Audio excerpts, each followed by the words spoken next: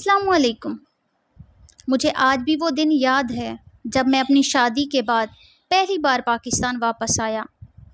گھر کا ہر فرد ایئرپورٹ پر موجود تھا، جس میں میری 2 سال کی بیٹی رمشا بھی تھی۔ میری آنکھیں آمنہ کو ڈھونڈنے لگیں، لیکن اس کو وہاں نہ پا کر تھوڑا بے چین سا ہو گیا۔ خیر گھر والوں سے مل کر رمشا کو گود میں لیا تو وہ زور زور سے رونے لگی۔ ریحان، اسے مجھے دے دو، آپا کی آواز آئی تو فوراً ہی آمنہ کا پوچھ لیا میں نے، اماں آمنہ کیوں نہیں آئی مجھے لینے؟ اور پھر اتنی چھوٹی سی بچی کو بھیج دیا۔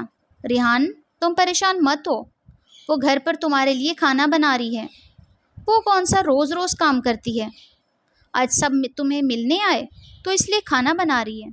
آپا کی بات سن کر خاموش ہو گیا۔ ایئرپورٹ سے گھر تک کوئی 1 گھنٹے کا سفر تھا۔ میں پورا راستہ رمشا سے کھیلتا رہا۔ اب وہ مجھے دیکھ کر ہنس رہی تھی۔ سب کچھ اچھا لگ رہا تھا، لیکن دل اداس تھا۔ کاش آمنہ بھی آ جاتی۔ 3 سال ہو چکے ہیں اسے دیکھے۔ کیا کھانا زیادہ ضروری تھا، ملنا نہیں؟ میرے دل میں کچھ عجیب عجیب سے سوال اٹھ رہے تھے۔ خیر گھر والے کے دروازے پر پہنچے تو آمنہ پہلے ہی گاڑی کی آواز سن کر وہاں پہنچ چکی تھی۔ دور سے دیکھا تو دل چاہا کہ ملوں، لیکن نہیں، بس دور سے سلام کیا اور ہلکی سی مسکراہٹ کے بعد پانی لینے چلی گئی۔ پورا دن مہمان کا آنا جانا رہا۔ گھر والے بہت خوش تھے، میرے دوست احباب ملنے آ رہے تھے۔ آمنہ کچن سے نکلی ہی نہیں، کبھی کسی کو چائے پیش کر رہی ہے تو کھانا، مانو یوں لگ رہا تھا جیسے میری آمنہ تو کہیں کھو سی گئی ہے۔ شام ہوئی، کچھ رش کم ہوا، سب کھانا کھانے میں مصروف تھے۔ سوچا آمنہ کی کچھ مدد کروں، صبح سے بس کام ہی کر رہی ہے۔ ابھی اٹھا ہی تھا کہ اماں نے بلا لیا، ریحان میرے پاس آ کر بیٹھ جاؤ، اماں آمنہ سے کچھ بات کرنی ہے۔ آ رہا ہوں، اسے چھوڑو، کام ختم کر کے خود ہی آ جائے گی۔ ویسے کون سا کام کرتی ہے، آج ہی کرنے لگی ہے تو اسے روکو مت۔ شاید یہ دوسری گانٹھ تھی جو آمنہ کے خلاف میرے دل میں لگی تھی۔ صبح جب آپا کام نہ کرنے کا سنایا، اب اماں کی بات چپ ہو کر بیٹھ گیا اور سوچنے لگا، شاید اماں ٹھیک کہہ رہی ہوگی، آخر کو وہ میری ماں ہے، غلط کیسے ہو سکتی ہے۔ رات کو جب سونے چلے گئے سب تو آمنہ سے کچھ بات کرنے کا موقع ملا۔ آمنہ اتنی چپ کیوں رہتی ہو، تم بولا کرتی تھی، یاد ہے پورا دن آفس میں بس تمہیں چپ کروایا کرتے تھے، کبھی باس سے لڑائی، کبھی میڈم ارم سے۔ آمنہ اور میں ایک ہی آفس میں نوکری کرتے تھے۔ آمنہ مجھے پہلے ہی دن پسند آ گئی تھی۔ جب وہ پہلے دن نوکری پہ آئی تھی، معصوم سی، پری بولنے والی، پوری طوطے سی لگتی تھی۔ ہم نے 3 سال ایک ساتھ جاب کی، پھر مجھے باہر جانے کا موقع ملا تو جاب چھوڑ دی، لیکن آمنہ کو کبھی نہیں بھولا، اس کو اپنانا چاہتا تھا۔ تبھی ماں کو راضی کیا، جو کہ انتہائی مشکل کام تھا۔ خیر آخر وہ دن آ ہی گیا جب ہم ایک ہو گئے تھے۔ 1 ماہ کے لیے ہی میں اپنی شادی پر آ سکا تھا۔ شادی کے بعد پھر پورا مہینہ گزر گیا، پتہ نہیں نہ چلا۔ ریحان، بس آمنہ اتنا ہی کہہ سکی۔ رمشا نے رونا شروع کر دیا۔ آمنہ اس کو چپ کرانے اور سلانے میں لگ گئی۔ میری آنکھ کب لگی پتہ ہی نہیں چلا۔ رمشا کی صبح رونے کی آواز سے میری آنکھ کھلی۔ آمنہ، رمشا کو دیکھو، یہ کیوں رو رہی ہے؟ رمشا کی مسلسل آواز سے آخر میں اٹھ ہی گیا۔ آمنہ کہاں ہو یار، آمنہ آمنہ۔ رمشا کو لے کر باہر آیا تو پھر سے آمنہ کو کچن میں پایا۔ چنے کم پڑ گئے ہیں، آمنہ چنے لاؤ، اماں کی آواز میرے کانوں میں پڑی تو کچھ دیر رک سا گیا۔ سب لوگ کھانے کی میز پر تھے سوائے آمنہ کے۔ اماں نے مجھے دیکھا تو بلا لیا، آ جاؤ ناشتہ تیار ہے، دیکھو تمہارے سب بہن بھائی موجود ہیں۔ اماں آمنہ کہاں ہے، بھوک لگی ہے رمشا کو، لاؤ اسے مجھے دو، تم فریش ہو جاؤ، اسے دیکھتی ہوں میں۔ امی نے مجھ سے رمشا لے لی۔ آج پھر آمنہ کچن میں اکیلی اور پورا خاندان جس میں کم از کم 20 لوگ تو ہوں گے کھانے میں مصروف تھے۔ اماں تو کہہ رہی تھی کہ آمنہ کوئی کام نہیں کرتی، بس کل ہی کیا تھا، پھر یہ کیا تھا؟ آمنہ اپنا اور میرا کھانا باہر لے آؤ۔ شاید میری بات کسی کو بھی اچھی نہیں لگی تھی، پر کچھ ایسا بھی تھا جو مجھے اچھا نہیں لگا تھا۔ صبح سے دوپہر اور دوپہر سے شام آمنہ کا بس ایک ہی کام تھا، ہر کسی کی خواہش پوری کرنا۔ میں سمجھ چکا تھا آمنہ اتنی چپ کیوں ہو گئی ہے۔ میرے گھر میں آ جانے کے بعد آمنہ پھر سے کچھ تبدیلیاں آنا شروع ہو گئیں۔ شاید میرے جانے کے بعد سب اس پر حاوی ہو گئے تھے، تبھی وہ تھوڑا سا سہم چکی تھی۔ وقت گزرتا رہا، اب وہ کام چھوڑ بھی دیا کرتی تھی یا مجھ سے کہہ دیتی اور میں خوشی خوشی اٹھ کر اس کی مدد کر دیتا۔ آج اماں کی آواز آئی، آمنہ ناشتہ بنا دو، راحیلہ آئی ہے۔ راحیلہ میری آپا کا نام تھا، جن کی شادی ہمارے گھر کے قریب ہی چاچا کے گھر ہوئی تھی۔ آپا تقریباً روز ہی ہمارے گھر آ جایا کرتی تھی۔ آمنہ کی کمر میں شدید درد تھا، میرے منع کرنے کے باوجود کچن میں آ گئی، ناشتہ تیار کرنے لگی۔ کیونکہ رمشا ابھی سو رہی تھی، اسی لیے آپا سے باتیں کرنے میں مصروف ہو گیا میں۔ آپا ہم سب بہن بھائیوں سے بہت پیار کرتی تھی اور ہم سب بھی ان کو بہت پسند کرتے تھے۔ ریحان پلیز دسترخوان لگوا لیں میرے ساتھ۔ میں نے ہاں میں سر ہلا کر اٹھ کھڑا ہوا اور آمنہ کی مدد کرنے لگا۔ یہ بات کسی کو بھی اچھی نہیں لگی۔ جب سب ناشتے سے فارغ ہو گئے اور آمنہ بھی رمشا کو لے کر کمرے میں چلی گئی، تب آپا اور میں ایک دوسرے سے باتیں کرنے میں مصروف تھے تو آپا کہنے لگی، ریحان تم جانتے ہو میں تم لوگوں سے بہت پیار کرتی ہوں، کبھی ایسا نہیں چاہتی کہ تم لوگ خوش نہ رہو، لیکن میری کچھ نصیحتوں پر عمل کرو گے تو سکھی رہو گے، آگے تمہاری مرضی، میں تم پر جبر تو نہیں کر سکتی۔ میں نے کہا جی جی آپا بولیں، آپ کو معلوم ہے ہم سب بہن بھائی آپ اور اماں کی بہت ہی عزت کرتے ہیں۔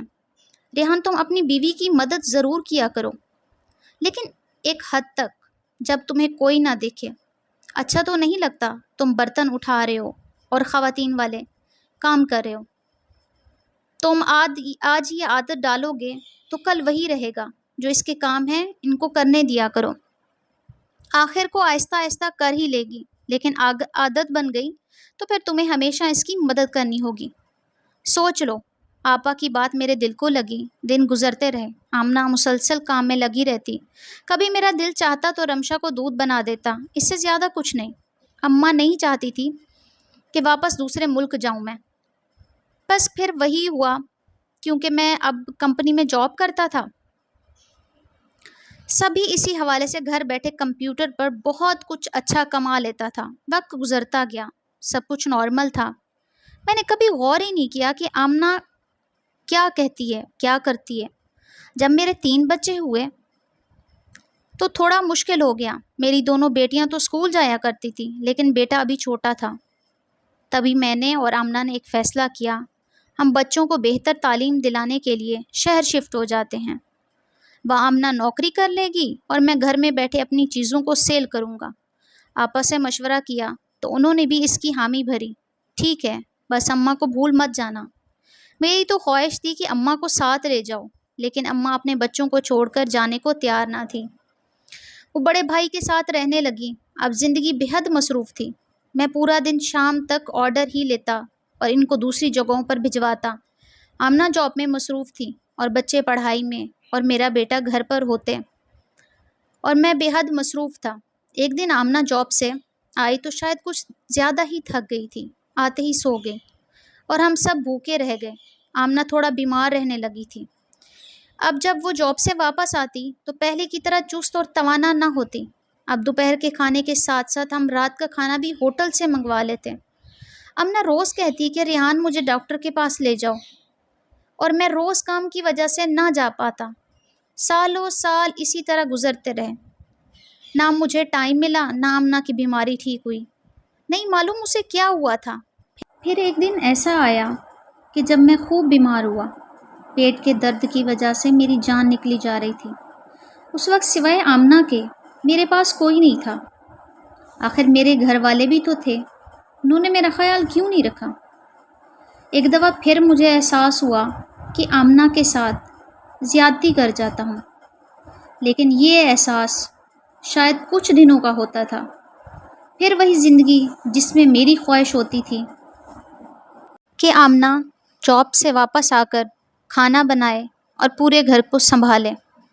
جب بات میری مدد کی آتی تو میں اپنی تھکن کو آگے لے آتا اور آپا کی وہ بات یاد آتی کہ بیوی کی بے جا مدد کرنا صحیح نہیں ہے۔ میرا دماغ میں وہی بات موجود تھی۔ آمنہ اور میں لڑنا شروع کر دیتے۔ کبھی وہ ٹائم نہ دینے پر مجھ سے لڑتی اور کبھی میں کھانا نہ بنانے پر، اور کبھی تیرے گھر والے اور کبھی میرے گھر والے۔ بس یہی تو تھا۔ وقت گزرنے لگا، کبھی لڑتے۔ آج میں بہت اداس ہوا۔ آمنہ ہاسپٹل ہے، اس کو ڈرپ لگی ہے اور میں خود کو کافی تنہا محسوس کر رہا ہوں، اور میرے بچے، بس اور کوئی نہیں ہے میرے پاس۔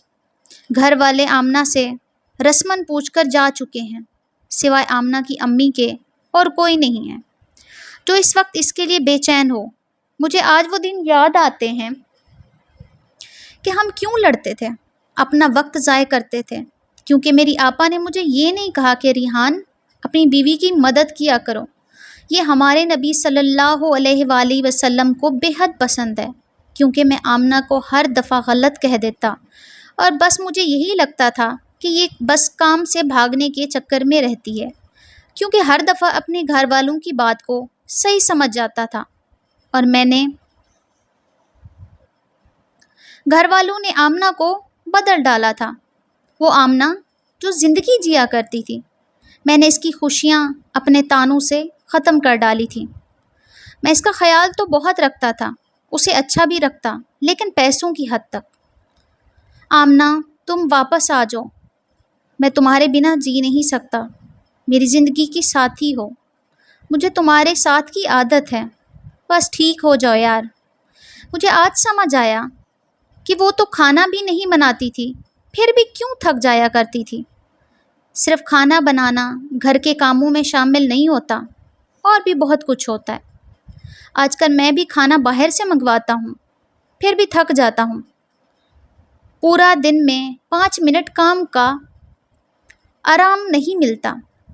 آمنہ تم سچ کہتی تھی، ریحان مرد ہی کیوں تھکتا ہے، آخر عورت کیوں نہیں تھکتی؟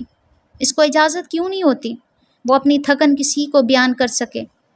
اپنے سب بھائیوں سے یہ ضرور کہنا چاہوں گا، جو غلطی میں نے کی ہے آپ لوگ کبھی مت کرنا۔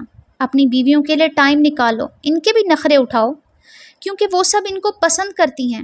اگر تم چاہتے ہو تمہاری بیویاں جوان حسین رہیں تو مرد حضرات زیادہ غصہ نہ کیا کریں۔ ہمارے گھر والے جتنا ہم سے پیار کرتے ہیں اتنا ہماری بیوی سے نہیں کرتے، لہٰذا بیوی آپ کی ہے نہ کہ محلے والوں کی۔ اس کو اپنے گھر کو سنبھالنا ہوتا ہے، لہٰذا اس کو مزید مضبوط بنانے کے لیے آپ کے پیار اور مدد کی ضرورت پڑتی ہے۔ جو کام ہمارے نبی صلی اللہ علیہ وآلہ وسلم نے کیا وہ غلط کیسے ہو سکتا ہے؟ اپنی بیویوں کی ان کے کام میں مدد کیا کریں، تاکہ اگر وہ تھکے بھی تو آپ کا ایک سہارا بن سکے۔ اگر آپ کو میری ویڈیو پسند آئی ہو تو میرے چینل کو لائک کریں، شیئر کریں، سبسکرائب کریں، اور بہت ہی اچھا سا کمنٹ کر کے بتائیں کہ آپ کو میری یہ کہانی کیسی لگی۔ اللہ حافظ۔